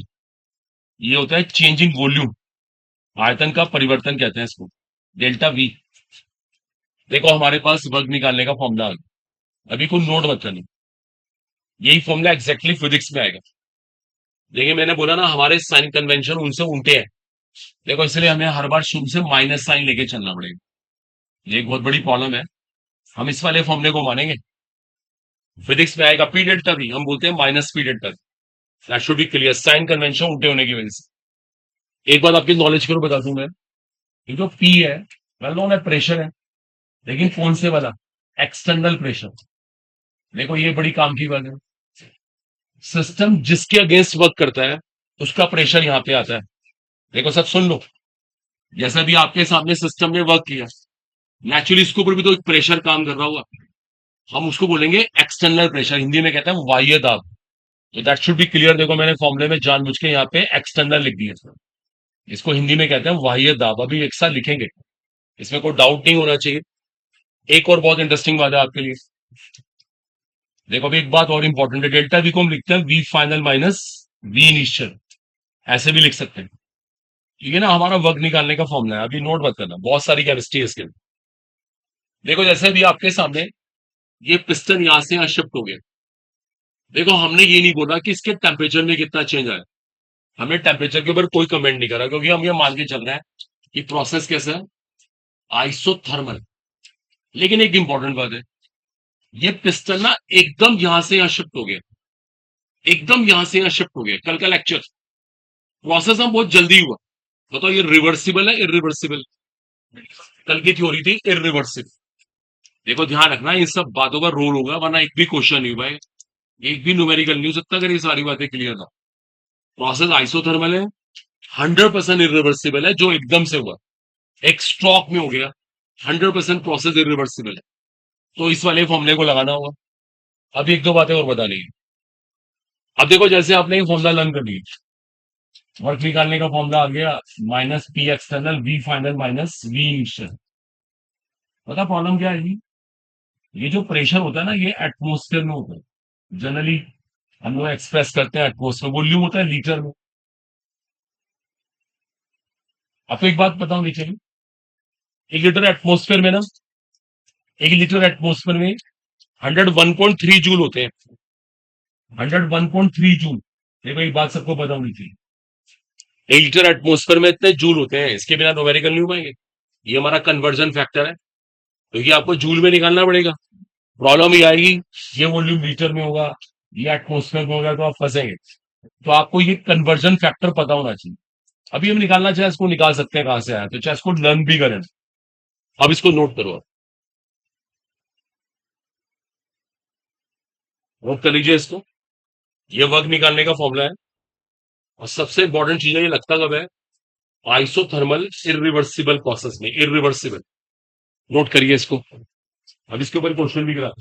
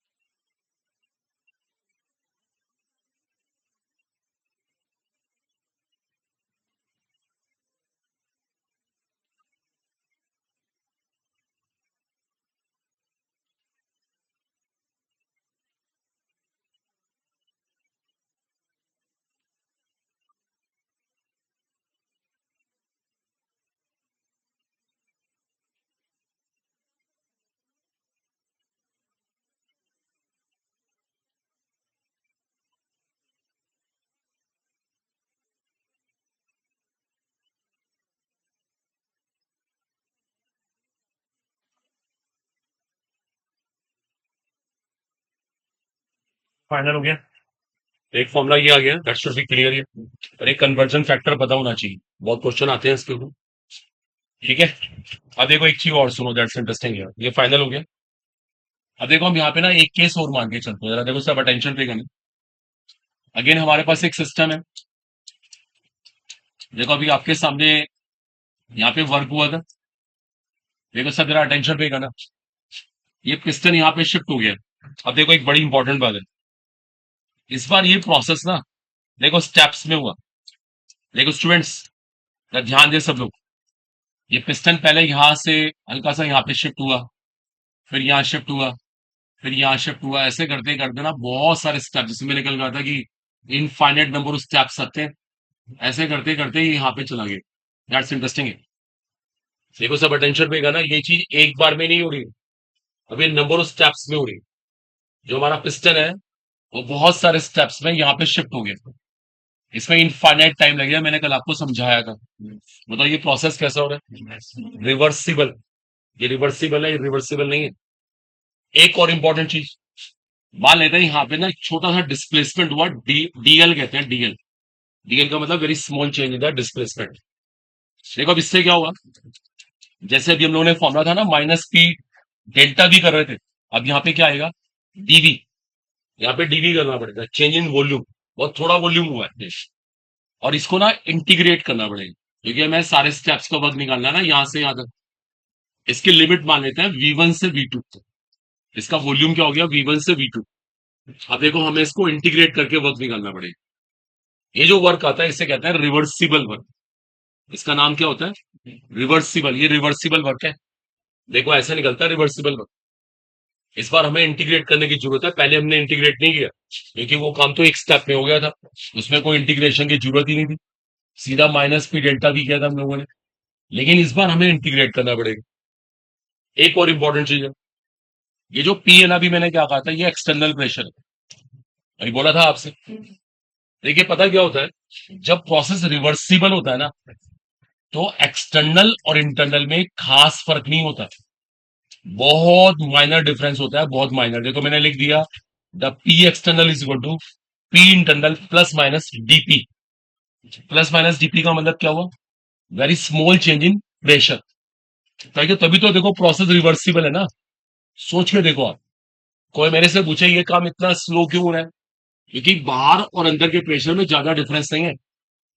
अगर डिफरेंस ज्यादा होता तो ये पिस्टन एकदम से शिफ्ट हो जाता, फिर इतना टाइम ना लगता, फिर तो ये पिस्टन एक बार में यहां शिफ्ट हो जाता।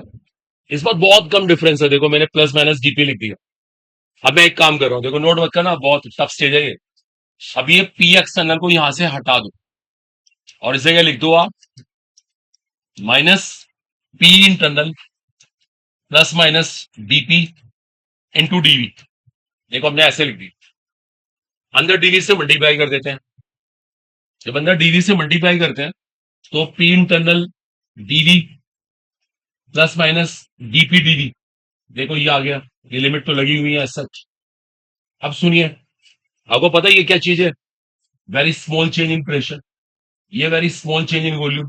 तो इनका प्रोडक्ट ना तो बहुत ही छोटा है, इसको इग्नोर कर देते हैं। देखो हमने ऐसे हटा दिया, इसकी कोई जरूरत नहीं है।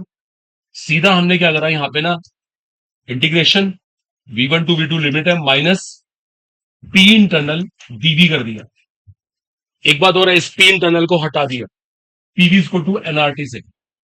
देखो इसको रिप्लेस कर दिया, पीवी को टू एनआरटी से, तो पी को to what, NRT by V, DV कर दिया। देखो अब माइनस एनआरटी को बाहर ले आते हैं। देखो अब यहाँ पे थोड़ा सा आप लोगों को दिक्कत आएगी, आपको शायद इंटीग्रेशन ना होता हो, बहुत सारी प्रॉब्लम आए। मैं चाहता हूं देखो डायरेक्ट यहाँ पे फॉर्मुला लिख सकता हूँ। ये मैंने आपको फॉर्मुला बनाने की अप्रोच बता दी। देखो मैं डायरेक्ट यहाँ पे फॉर्मुला लिख रहा हूँ, जरा सब ध्यान देना। हमारा वर्क निकालने का डायरेक्ट फॉर्मुला यहां से आएगा, इसको याद करें ना। ये माइनस एनआरटी लॉग V2/V1। देखो ये हमारे पास वर्क निकालने का फॉर्मुला आ गया, माइनस एनआरटी लॉग V2/V1। ये वर्क निकालने का फॉर्मुला है, it's very very important. Minus NRT log V2/V1। एक बात हो रहा है, लॉग ना बेस ई में है, ये इंटीग्रेट करके आया actually. 1/V dV log V होता ना, फिर लिमिट को रखा गया। इसको मैं बेस 10 भी कर सकता हूं। कैसे करें बेस 10, इसको मल्टीप्लाई करना पड़ेगा 2.303 से। देखो मैंने पहले कहा था थर्मो बहुत ट्रिकी है, और अभी तो बहुत चीजें ऐसी आएंगी जो मुश्किल लगेंगी, इसलिए डेली अपनी प्रैक्टिस करते रहना।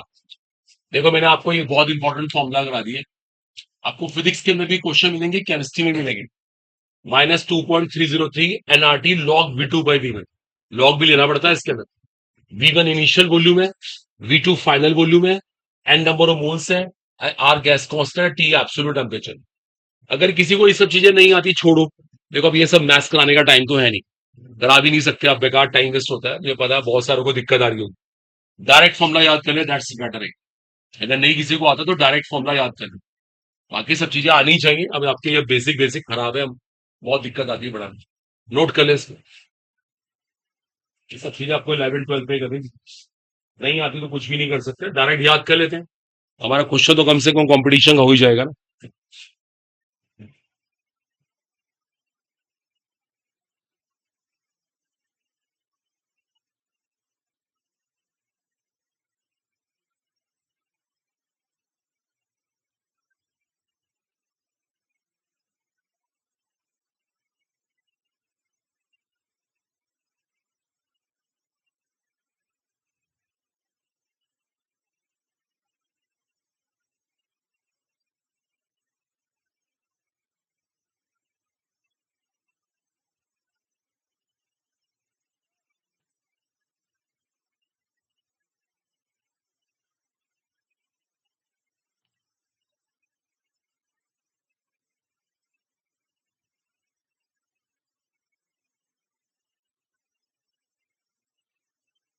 लास्ट में फॉर्मूला अल्टीमेटली में लर्न होना चाहिए, ये मेन है हमारे लिए। कुछ बेसिक लॉग भी पता होने चाहिए, अभी बताते हैं, एक बार आप जिससे कॉपी करना करें, बड़ा फास्ट करें बस।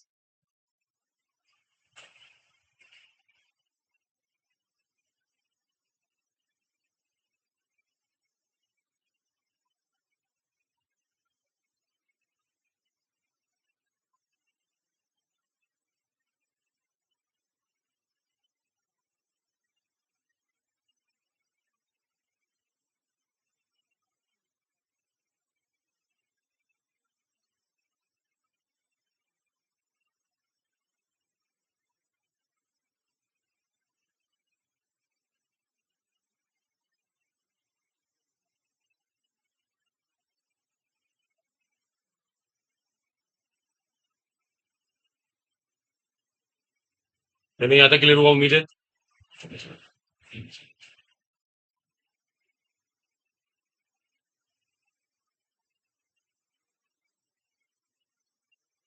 ठीक है बच्चे, यहाँ तक हो गया उम्मीद है। अब देखिए, सुनिए जरा ध्यान से, देखो देखो, और मैं इसको दोबारा से एक बार लिख दूं क्लियरली। देखो, हम लोगों ने वर्क का जो फॉर्मूला सीखा रिवर्सिबल में, ये सीखा है, W is equal to -2.303 NRT log V2 by V1। देखो ये फॉर्मूला आ गया, लेकिन कब लगेगा, तो कब लगाना है इस फॉर्मूले को, रिवर्सिबल आइसोथर्मल के लिए। ध्यान रखना है इस बात को, रिवर्सिबल आइसोथर्मल, इसके लिए ड्राइव किया हम लोगों ने। एक बात और सुनिए, आपको पता हो शायद, at constant temperature P1 E1 is to P2 V2 होता है, वेल नोन, ये भी फॉर्मूला है, वॉइस फ्लो कहते हैं इसको। तो मैं यहाँ पर ना P1 बाई P2 भी लिख सकता हूँ। देखो ये फॉर्मूला भी मीनिंग एक ही है, सिचुएशन के अकॉर्डिंग हम इसको भी यूज कर सकते हैं, P1 बाई P2 भी कर सकते हैं। देखो ये भी वर्क निकालने का फॉर्मूला है, दोनों को नोट करें, that is very very important. Work निकालने का फॉर्मूला ये भी है, वर्क निकालने का फॉर्मूला ये है, -2.303 NRT log V2 by V1, -2.303 NRT log P1 by P2। That is very very important, ये दोनों फॉर्मूले अच्छे से आने चाहिए। लगाना इनको रिवर्सिबल आइसोथर्मल में, कंडीशन इज दैट। कुछ बेसिक लॉग आते हो, जैसे log 10 की वैल्यू बताओ कितनी होती है, 1। log 10 बेस 10 में 1 होता है। log 100 कितना होता है, दैट इज 2। log 1000 कितना होता है, 3। ये सब हमारे स्टूडेंट्स को पता हो। log 2 की वैल्यू 0.3, और log 3 कितना होता है, 0.5 अप्रोक्स, 0.5, 0.4998 होता है, 0.5 मान लेते हैं इसको।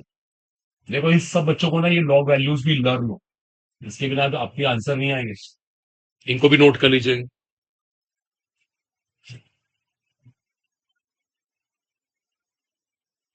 चले, क्लियर सो फार, आगे सबको समझ। अच्छा एक बात और इंपॉर्टेंट, अगर मुझे वर्क जूल में निकालना है, मेट्रो चार्ज मुझे वर्क जूल में निकालना है, किसी को पता है आर की वैल्यू क्या रखी जाएगी, अगर जूल में आंसर निकालना है। आर एक कांस्टेंट है, इसकी वैल्यू क्या होती है, इसकी वैल्यू रहेगी 8.314 जूल पर केल्विन मोल, अगर आपको जूल में निकालना है। एक और केस है, अगर आपको वर्क कैलोरी में निकालना है, कैलोरी में निकालना है, तो आर की वैल्यू रहेगी 2 कैलोरी पर केल्विन मोल। ये सब नोट करो, इनके बिना आपके क्वेश्चन नहीं हो पाएंगे, ध्यान रखना। अगर जूल में निकालना है तो आर की वैल्यू ये रखी जाएगी, और कैलोरी के लिए ये रखी जाएगी, दैट शुड बी क्लियर। इनके ऊपर ही बहुत क्वेश्चंस आते हैं।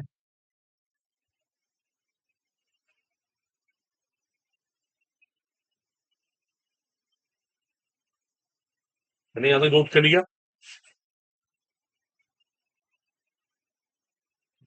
देखो सुबह एक न्यूमेरिकल ट्राई कर, सबने कॉपी वॉपी कर लिया उम्मीद है, नोट करिए वे question. The work done, the work done during, the work done during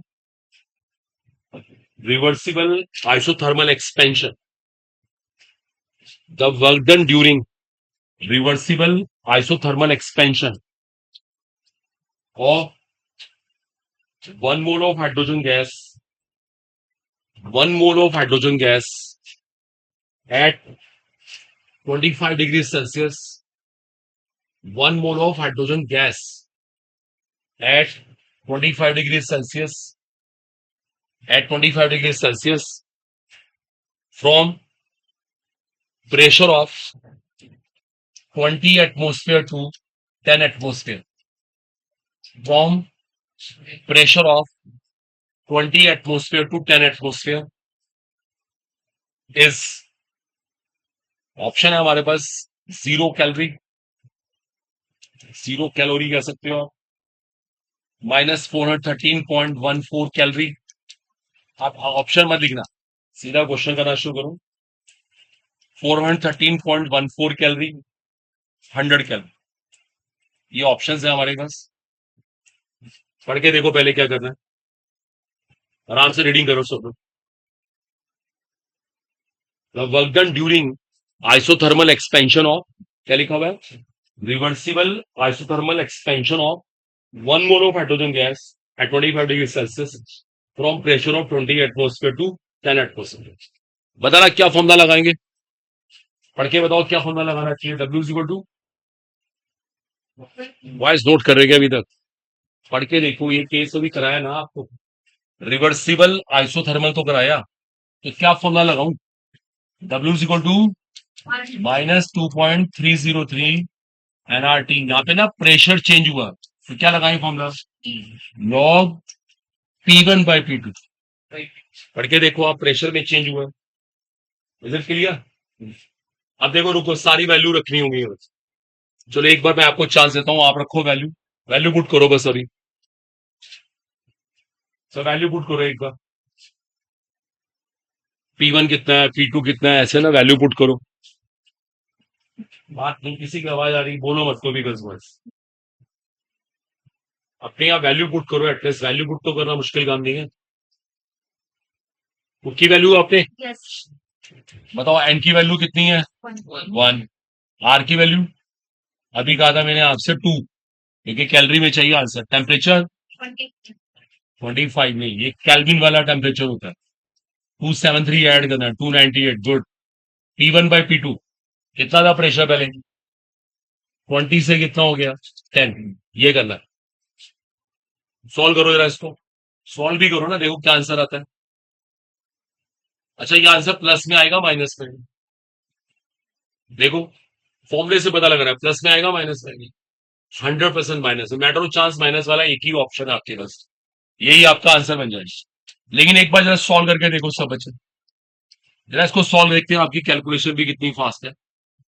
यहां से log 2 आ गया, log 2 की वैल्यू कितनी होती है 0.3। जरा सब इसको सॉल्व करो, जरा सब इसको ना सॉल्व करें एक बार, 0.3। अच्छा, अब इसको सॉल्व करो, थोड़ा ये मल्टीप्लाई डिवाइड भी करो। और आप ना यहाँ पे कन्वीनियंस के लिए देखो, सुनो, यहाँ पे 2.3 मान लेना, ये 0.3 गायब कर देना, इसकी कोई जरूरत नहीं है, इसकी इसके कोई खास फर्क नहीं पड़ेगा इसको हटाने से। निकालो जरा आंसर कितना आता है, अप्रोक्सीमेटली आंसर निकालो। 3 का टेबल सबको पता है, 3 का पढ़ा सबको आता है, 2 का भी आता है, इसको भी अप्रोक्स 2 मान के हम करेंगे। जल्दी से करो, काम करो जल्दी, बॉयज गर्ल्स आंसर निकालो, देखते हैं कौन सा आंसर आएगा। वैसे तो माइनस में एक ही ऑप्शन है, वही आना चाहिए, देखेंगे उसके आसपास भी आ रहा है नहीं आ रहा, क्या हुआ इस बार कंफ्यूजन, चलो क्या समझ में आया।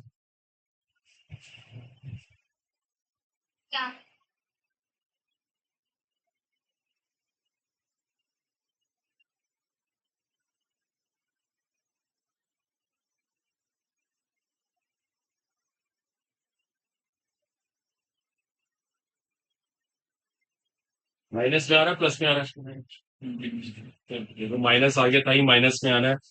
वो तो देखो आंसर हमारा बहुत पहले आ चुका है, हम सॉल्व भी नहीं करेंगे अपने एग्जाम में। तो मैं थोड़ा आपको बताना चाहता हूँ, चांस की बात है, कभी कैलकुलेशन करनी पड़ जाए तो कैसे की जाती है। इसको अपनी कन्वीनियंस के लिए 2.3 मान लिया, देखो 2 का टेबल हमें पता है, 3 का टेबल हमें आता है, हमें सोचना भी नहीं पड़ेगा, इसी से आंसर निकल जाएगा। इसको भी 2 मान के एक बार कर सकते हैं, तो थोड़ी सी ये अप्रोच चलती है। और आया सबको समझ, ठीक है। तो एक बहुत सिंपल सा न्यूमेरिकल है, बहुत ही इजी। देखो आर का रोल रहा है इस पे, आर क्या रखा जाए, तो डिपेंड करता है कि हमारी डिमांड क्या क्वेश्चन की। ठीक है, ऐसे बहुत सारे क्वेश्चन बनते हैं। देखो एक क्वेश्चन और करते हैं, ऐसा चैलेंजिंग क्वेश्चन बहुत इंपॉर्टेंट है, इसको हटा रहा हूं मैं। नोट करिए अब नेक्स्ट पर। An ideal gas, write down. An ideal gas, अगला क्वेश्चन नोट करिए, इसको छोड़िए अब। An ideal gas expends isothermally, an ideal gas expands isothermally from 10 to the minus 3 cubic meter to 10 to the minus 2 cubic meter. An ideal gas expands isothermally from 10 to power minus 3 cubic meter to 10 to the minus 2 cubic meter at 300 Kelvin.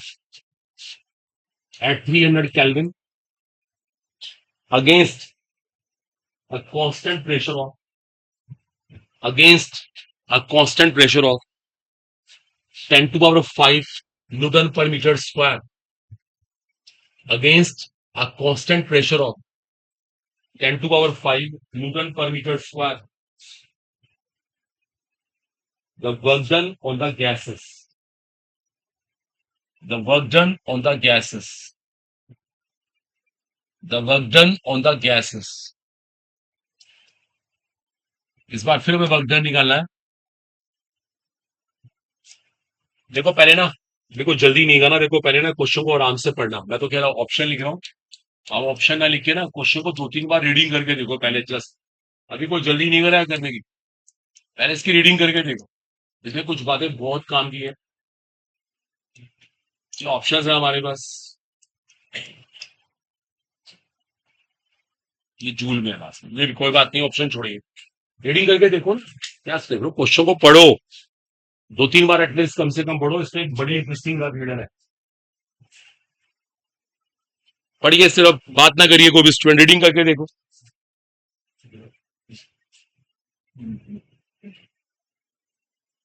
Reading करो सब लोग, बड़ी important बात hidden है इसके लिए।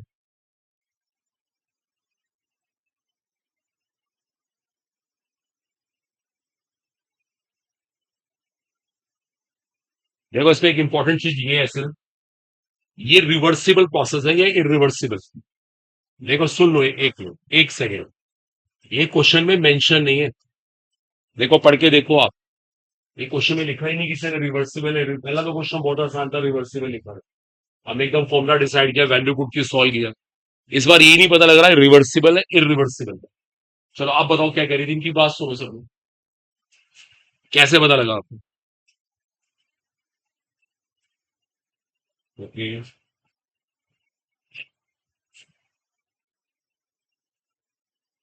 कहने का मतलब ये इरिवर्सिबल है। आप लोग ये पढ़ के देखिए,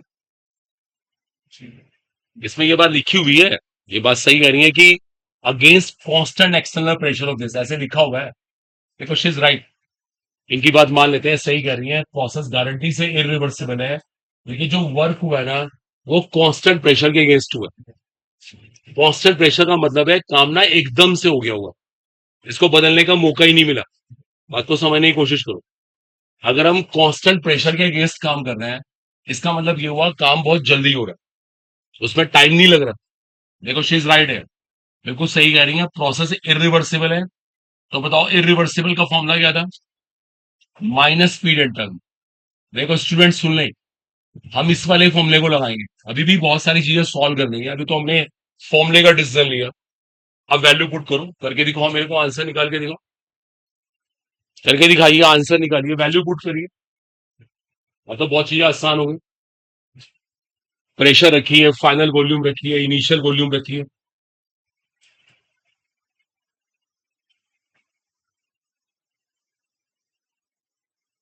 जल्दी कीजिए, प्रेशर पुट करिए, फाइनल वॉल्यूम पुट करिए, इनिशियल वॉल्यूम पुट करिए, आंसर निकाल के दिखाइए।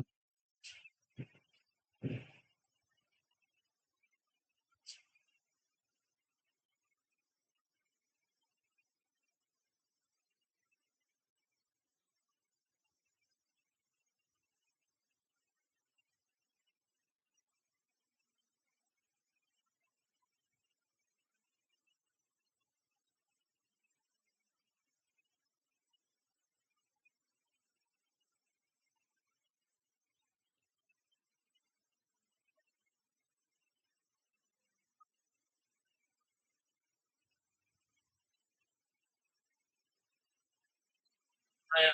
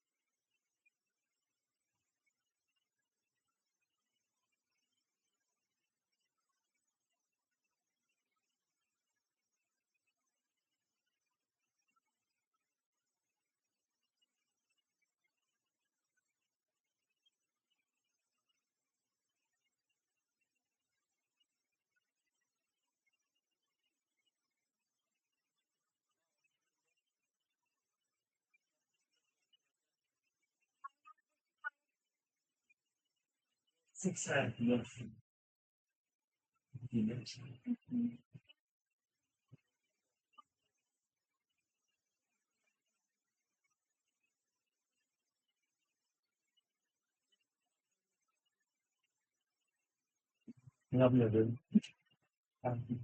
देखिए, मैं करके दिखाता हूँ। देखो, मुझे वैल्यू पुट करनी है। प्रेशर गिवन था, कई लोग ना वैल्यू पुट ही नहीं कर पा रहे। ये बड़ी प्रॉब्लम वाली बात है। ये साफ लिखा हुआ था, क्वेश्चन ठीक से अगर लिखा होता तो सुना तो याद भी आता। ये प्रेशर लिखा हुआ है। ये प्रेशर की यूनिट भी होती है। अब कई लोगों को ये नहीं पता कि वॉल्यूम कौन सा इनिशियल है, कौन फाइनल है। मतलब ज्यादा बुरे हालात है। ये इनिशियल वॉल्यूम है, ये फाइनल वॉल्यूम है। क्यूबिक मीटर में वॉल्यूम ही होता है हमेशा। लो बच्चों, ये सॉल्व करना था। ये सॉल्व करना है बस, और कुछ नहीं करना है।